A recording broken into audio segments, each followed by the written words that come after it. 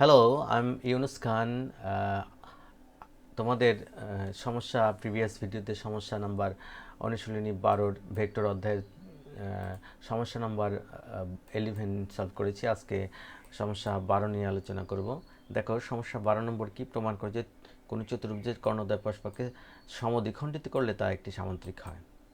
দেখো, এটা প্রুফ করার জন্য আমি এইরকম একটি চিত্র অঙ্কন করেছি এবং আমাদের এখানে বিশেষ নির্বাচন কি লিখেছি, মনে করি এবিসিডি চতুর্ভুজের এসি ও বিডি কর্ণদ্বয় পরস্পর, দেখো এসি এবং বিডি কর্ণদ্বয় পরস্পর এই ও বিন্দুতে ছেদ করেছে।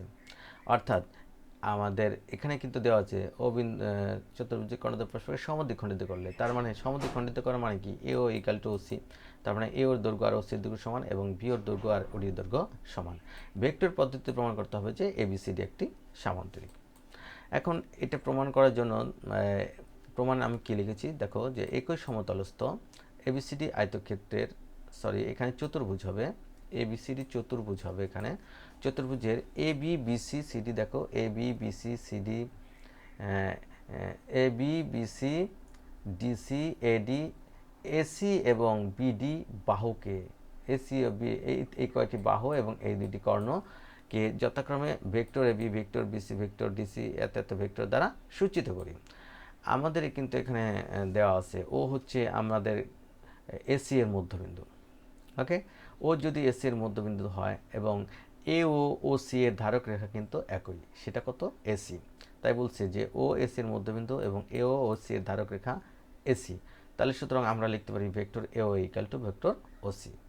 ঠিক একইভাবে দেখো, বিডি এর মধ্যবিন্দু বিডি এর মধ্যবিন্দু হচ্ছে ও, তাহলে বিও এবং ওডি এর ভেক্টরের ধারক রেখা একই, তাহলে অবশ্যই বিও ভেক্টর এবং ওডি ভেক্টর কি পরস্পর সমান। তাই লিখেছি এখানে অনুরূপভাবে বিও ইকাল টু ওডি।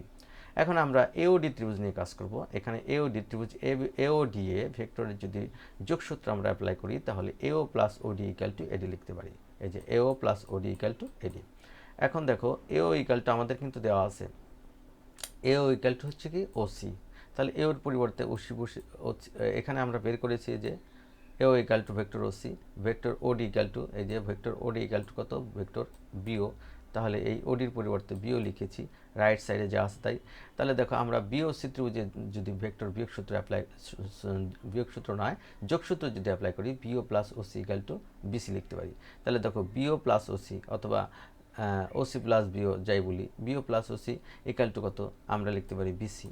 তাহলে দেখো, বিসি ভেক্টর বিসি এবং ভেক্টর এডি পরস্পর সমান। তাহলে আমরা তো জানি যে দুটি ভেক্টর সমান হলে তাদের, এই যে আমরা জানি দুটি ভেক্টর সমান হলে তাদের মান সমান এবং ধারক রেখা একই অথবা সমান্তরাল।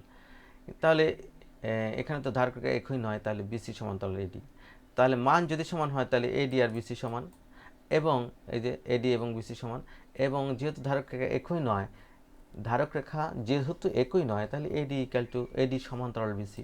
তাহলে এই চতুর্ভুজের মধ্যে আমরা কি পেলাম, আমরা পেলাম যে বিপরীত বাহু এডি এবং বিসি পরস্পর সমান এবং সমান্তরাল। যেহেতু চতুর্ভুজের বিপরীত বাহু পরস্পর সমান সমান্তরাল হলে সেটা একটা সামান্তরিক। তাহলে আমরা এখান থেকেও বলতে পারি যে এবিসিডি একটি সামান্তরিক। ওকে, থ্যাংক ইউ অল।